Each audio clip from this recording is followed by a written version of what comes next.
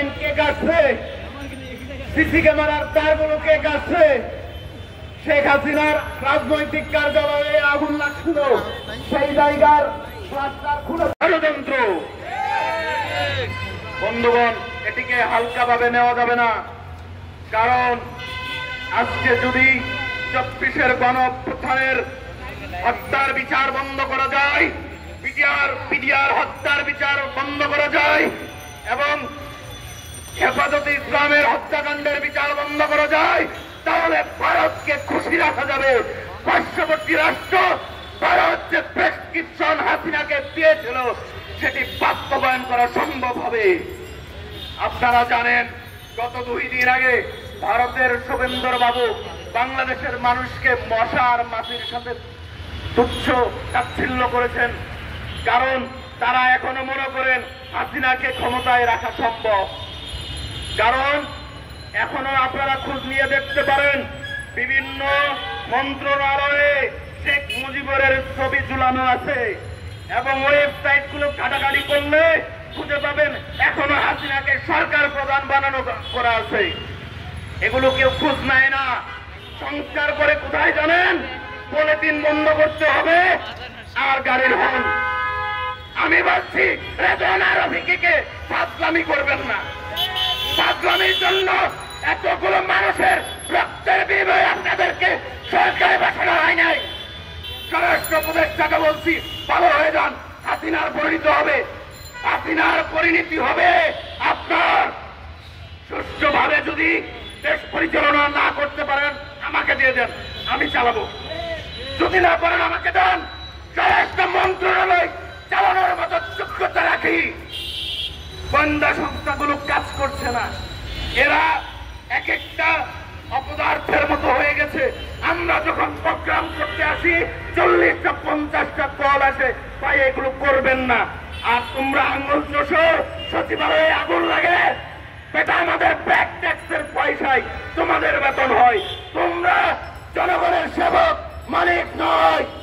আমি স্পষ্ট করছি, আবারও স্পষ্ট করছি, গতকালকে আপনারা দেখতে পেরেছেন একজন পুলিশ সদস্য কিভাবে সাংবাদিকদের উপরে ক্ষিপ্ত হয়ে গেছিল। আমি বাধ্য হয়েছি সেই পুলিশ সদস্য এবং সাংবাদিক ভাইদেরকে ঠান্ডা করতে, তাদের মধ্যে সমঝোতা করতে। আমি বুঝি এখনো এদেশের অনেক জায়গায় রন্ধে রন্ধে আওয়ামী লীগ কাপ্তি মেরে বসে আছে, যারা শুধুমাত্র তাদের মুখোশ পরিবর্তন করেছে, তাদের পূর্বের চরিত্র পরিবর্তন করে নাই, শুধু উপরে যে মাস্কটা লাগিয়েছে সেটি পরিবর্তন করেছে। তাই বলছি, এই ধরনের ঘটনা আমাদেরকে ইঙ্গিতপূর্ণ, কারণ আমাদেরকে বোঝানোর চেষ্টা করা হয়েছে যে সামনে এর থেকে আরো হয়তো বেশি কিছু হতে পারে। আমার এই কথাগুলো হয়তো কারো গায়ে টাকা দিতে পারে, বাস্তব এবং সত্য কথা আইনের কাজ করায় আনতে হবে। এবং আইন উপদেষ্টা আসিফ নজরুল সাহেবকে বলছি, আপনি যদি আইন প্রয়োগ না করতে পারেন ছেড়ে দিলেই হয়। আইন প্রয়োগ করতে হবে। আইন প্রয়োগ করার জন্য আপনাকে বসানো হয়েছে, অন্য কোন কারণে আপনাকে বসানো হয় নাই। ধন্যবাদ। মিয়াজি, 2000 মানুষকে যারা হত্যা করেছে এবং প্রায় লক্ষাধিক মানুষকে আহত করেছে, সেই স্বৈরাচারের দোসরদের 100 দোসরকেও এখন পর্যন্ত আটক করেনি অন্তর্বর্তীকালীন সরকার। এই ব্যর্থতা শতভাগ স্বরাষ্ট্র মন্ত্রণালয়ে। এই স্বরাষ্ট্র মন্ত্রণালয়ে যে উপদেষ্টা আছেন তিনি ছাত্র জনতাকে কোনোভাবেই হেল্প করেননি। তার একটা পদবি আছে, লেফটেন্যান্ট জেনারেল জাহাঙ্গীর আলম। সেই পদবীর জোরে তিনি স্বরাষ্ট্র উপদেষ্টা হয়েছেন, আর্মি পার্সন। তার কাছ থেকে আমরা ন্যায় বিচার প্রত্যাশা করেছি, তার কাছ থেকে আমরা বাংলাদেশের নাগরিকদের নিরাপত্তা প্রত্যাশা করেছি। আপনারা দেখেছেন বিগত কয়েকদিনের মধ্যে ছাত্র আন্দোলনে সক্রিয় ভূমিকা পালনকারী বেশ কয়েকজনকে নিহত করা হয়েছে। একজনকেও খুঁজে বের করতে পারেনি যে কারা এই হত্যাকাণ্ড চালিয়েছে। এই হত্যাকাণ্ড যারা চালিয়েছে তাদেরকে ধরার কোন তৎপরতা নেই। গণহত্যা যারা করেছে তাদেরকে ধরার কোন তৎপরতা নেই। দেখা যাচ্ছে তেলের মাথায় তেল, স্বরাষ্ট্র সচিবকে নিয়ে যাওয়া হয় দুদকের চেয়ারম্যান বানিয়ে। কি দরকার ছিল? স্বরাষ্ট্র সচিব স্বরাষ্ট্র মন্ত্রণালয়ে দায়িত্ব পালন করছিল, দুদকের চেয়ারম্যান আরেকজন বাংলাদেশের গুরুত্বপূর্ণ বা ভালো কোনো ব্যক্তিকে দিতেন। এরকম দেখা হচ্ছে যে ছাত্রদের উপরে আমাদের একটা আস্থার জায়গা ছিল, সেই জায়গাগুলো কমে আসছে দিন দিন।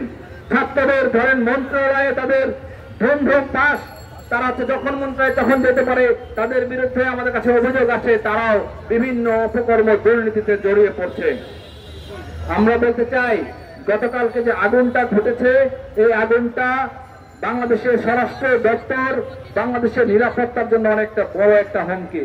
এই নিরাপত্তা হুমকিতে বাংলাদেশ আর কতদিন থাকবে? একই সাথে বাংলাদেশের স্বৈরাচার যারা ছিল তাদের দোসরদেরকে চিহ্নিত করা, তাদের দুর্নীতিগুলোকে চিহ্নিত করার কার্যক্রম যখন শুরু হয়েছে তখন এই অগ্নিকাণ্ডটা ঘটেছে। এই অগ্নিকাণ্ড, আপনি সরকারি চাকরিতে একবার ঢুকলে আপনার আর কোনো যত অপরাধী করেন আপনার কিন্তু কোনো বহিষ্কার হবে না, আপনাকে চাকরিচ্যুত করা হবে না। আমরা বাংলাদেশে সরকারি চাকরি না, শুধু যে কোনো চাকরিতে অন্যায় অনিয়ম দুর্নীতি যারা করবে তাদেরকে বহিষ্কার করার নীতিমালা অবিলম্বে আমরা চাই।